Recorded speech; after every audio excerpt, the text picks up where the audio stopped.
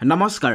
শ্ৰদ্ধাৰ শিক্ষাগুৰুসকল 16 গৰাকীকৈ শিক্ষক চিকিৎসাধীন হোৱাৰ পিছতো অনশনস্থলী নেৰাৰ হুংকাৰ এইবাৰ অপ্ৰাধিকৃত শিক্ষক কৰ্মচাৰী সংস্থাৰ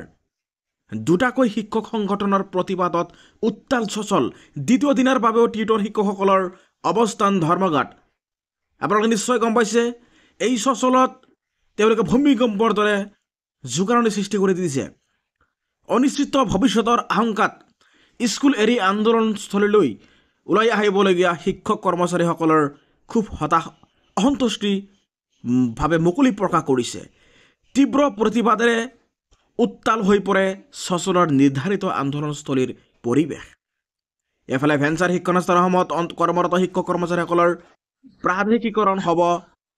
আৰু পদ প্ৰাধিকৰণ আইনৰ পূৰ্ণাংগ সংশোধনৰ দাবীত চলি থকা অনিৰ্দিষ্টকালীন অনশন আৰু আনফালে টিউটৰ শিক্ষকসকলৰ পদসমূহ শিক্ষকৰ পদলৈ উন্নীতকৰণৰ দাবীত টিউটৰ শিক্ষকসকলে দ্বিতীয় দিনটোৰ বাবে ৰূপায়ণ কৰা অৱস্থান ধৰ্মঘট কাৰ্যসূচীৰে সচলৰ এক পৰিলক্ষিত হৈছে সাংঘাতিক পৰিৱেশ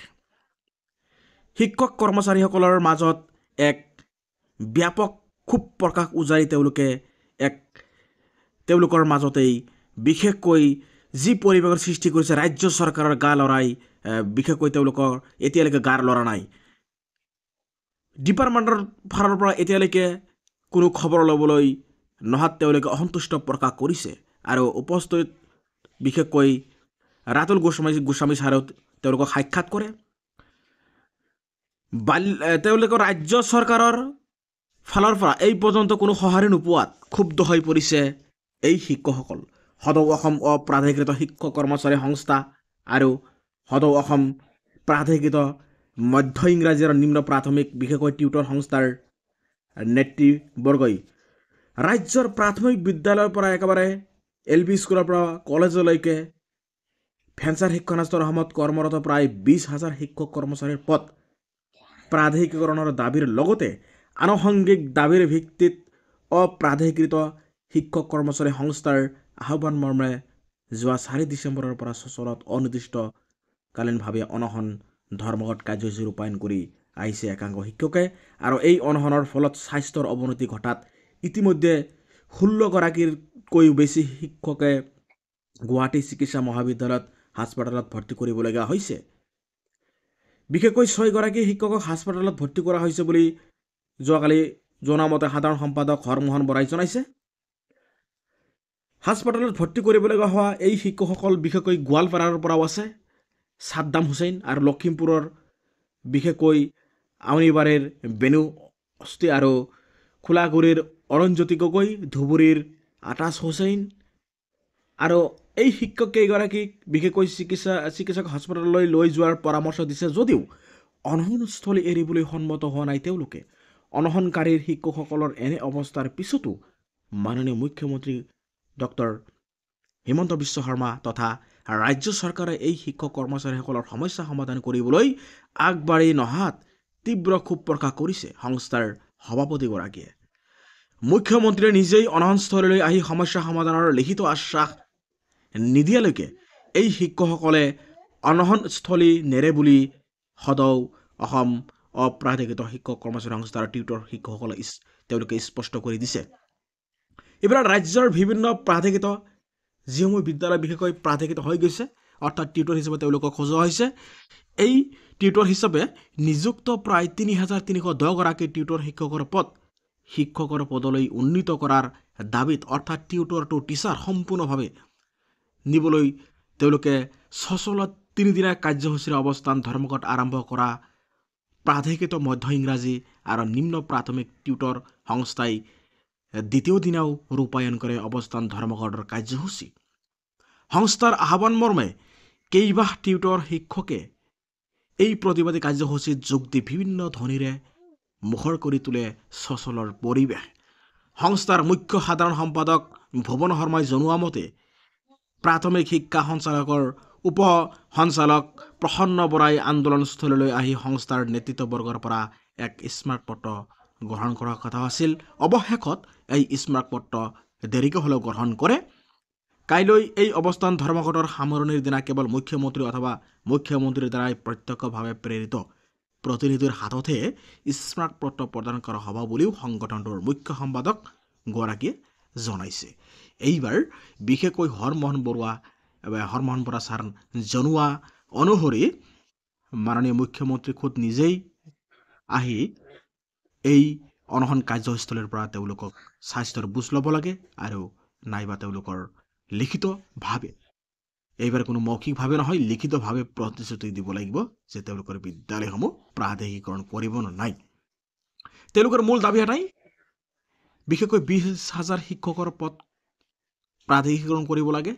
লগতে ৰাজ্যৰ যি ভেঞ্চাৰ স্কুল আছে এই বিদ্যালয়সমূহত MDMৰ ব্যৱস্থা আছিল। কেইদিনমান পূৰ্বে এই MDMৰ ব্যৱস্থাটো তেওঁলোকক কাটি দিয়া হৈছে। পূৰ্বৰ দৰে আকৌ যাতে MDMৰ ব্যৱস্থাটো বাহাল ৰাখে তাৰ কাৰণে, আৰু লগতে free and compulsory text book পাঠ্যপুথিৰ যোগান আৰু বিনামূলীয়া চাইকেলৰ বাবেও তেওঁলোকে দাবী উত্থাপন কৰিছে। লগতে টিউটৰ শিক্ষকসকলৰ এটাই দাবী, এই শিক্ষকসকলক সম্পূৰ্ণ শিক্ষকলৈ ৰূপান্তৰিত কৰিব লাগে আৰু মুঠতে যিসকলৰ DLED এতিয়ালৈকে তেওঁলোকে এই ট্ৰেইনিংটো পোৱা নাই, এই শিক্ষকসকলক ট্ৰেইনিং দিয়াৰ ব্যৱস্থা কৰিব লাগে। আৰু আপোনালোকে নিশ্চয় গম পায়, ভেঞ্চাৰ স্কুলৰ শিক্ষকসকলৰ দাবী আছিল বহুদফীয়া দাবী। এই দাবীসমূহ বিশেষকৈ 1/1/2006 পৰা আৰম্ভ কৰি কৰ্মৰত শিক্ষকসকলক তেওঁলোকৰ পোষ্টসমূহ ল'ব লাগে আৰু ডপাৰ পোষ্ট লেপছ যিবিলাক টিউটৰ শিক্ষকসকলৰ কিছুমান ৰৈ যোৱা পদসমূহৰ বাবেও তেওঁলোকে বহুদিনৰ পৰা দাবী উত্থাপন কৰিছে। আশা কৰোঁ অতি সোনকালেই মাননীয় মুখ্যমন্ত্ৰীগৰাকীয়ে ইয়াৰ নিশ্চয় এটা সমাধানৰ পথ ওলাই দি দিব। ইয়াৰ উপৰিও সদৌ অসম বিশেষকৈ প্ৰাথমিক আৰু মাধ্যমিক যি আমাৰ শিক্ষক সন্থাৰ ৰাতুল গোস্বামী ছাৰ আছে, ৰাতুল গোস্বামী ছাৰে বিশেষকৈ টিউটৰসকলৰ তাতে এই কাৰ্যসূচীলৈ গৈ স্পষ্টভাৱে প্ৰকাশ কৰিছে, বিশেষকৈ দুখ খুব প্ৰকাশ কৰিছে যে আজিৰ শিশু কাইলৈৰ ভৱিষ্যত। এই শিশুসকলক সম্পূৰ্ণভাৱে এই টিউটৰ শিক্ষক, এই দুৰ্ভগীয়া শিক্ষকসকলৰ হাততেই অৰ্পণ কৰা হৈছে। তেওঁলোকৰ দ্বাৰাই মানৱ সম্পদ সেৱাত ব্ৰতী হ'ব এই শিশুসকল। কিন্তু এই শিশুসকলক সম্পূৰ্ণভাৱে যিসকলৰ হাতত এৰি দিয়া হৈছে, তেওঁলোকৰ হাতত বা এই মেচিনটোত যদি কোনো ইন্ধন নাহে বা তেওঁলোকৰ যদি চলিবলৈ অচল হৈ পৰে, তেন্তে তেওঁলোকে এই শিশুসকলক কেনেকৈ মানৱ সম্পদ হিচাপে গঢ়ি তুলিব। গতিকে এইটো এটা দুৰ্ভাগ্যজনক বিষয় বুলি খুব উজাৰিছে। এইফালে ৰাজ্যৰ টেট শিক্ষকসকলৰ ক্ষেত্ৰতো দুই এষাৰ তেওঁ গুৰুত্বপূৰ্ণ কথা স্পষ্ট কৰি দিছে যে সৰ্বশিক্ষাৰ স্কিম কেতিয়া বন্ধ হৈ যায় ঠিক নাই, কিন্তু এই শিক্ষকসকলৰ কেন্দ্ৰীয় ফালৰ পৰা বিশেষকৈ নিয়মীয়াকৰণৰ বাবে বহুত দিনৰ পৰাই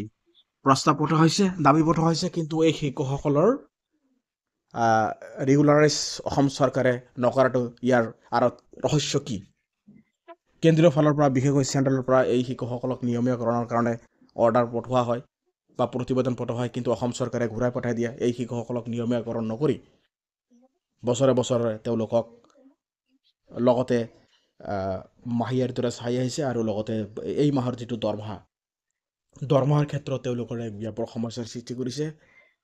যি প্ৰতিশ্ৰুতি আছিল যে প্ৰতি মাহৰ 1 তাৰিখৰ পৰা 7 তাৰিখৰ ভিতৰত দৰমহা লাভ কৰিব, কিন্তু সেয়া আজি প্ৰায় বিশেষকৈ ডিচেম্বৰ মাহ যাওঁ কিন্তু আজি পৰ্যন্ত তেওঁলোকৰ দৰমহা লাভ কৰিবলৈ সক্ষম হোৱা নাই। তেওঁলোকক হেঁচা দি থকা হৈছে, বাধ্যত পৰি তেওঁলোকক এটা এগ্ৰিমেণ্টত চুক্তি কৰাই বা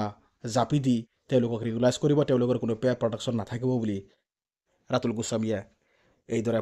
খুব উজাৰিছে। কিন্তু এই শিক্ষকসকলৰ সমস্যা কেতিয়া সমাধান হ'ব, এয়া কোনো অন্যায়ভাৱে জাপি দিয়া এনেকৈ দিলে সহ্যকাৰ নহ'ব। এনেকৈ বিভিন্ন বিশেষকৈ খুব উজাৰিছে। গতিকে ৰাজ্যৰ যি অপ্ৰাধিকৃত শিক্ষানুষ্ঠান আছে আৰু টিউটৰ শিক্ষক আছে, এই শিক্ষকসকলক দৰমহা প্ৰদান কৰাৰ লগতে 10 লাখ টকাৰ গেছুটিৰ আৰু যিসকলৰ DLED নাই তেওঁলোকক DLED প্ৰদান আৰু ভেঞ্চাৰ স্কুল অতি সোনকালে প্ৰাধিকৰণ কৰিব লাগে বুলি দাবী উত্থাপন কৰিছে। আশা কৰোঁ তেওঁলোকৰ দাবীসমূহ অতি কম সময়ৰ ভিতৰত পূৰণ হওক।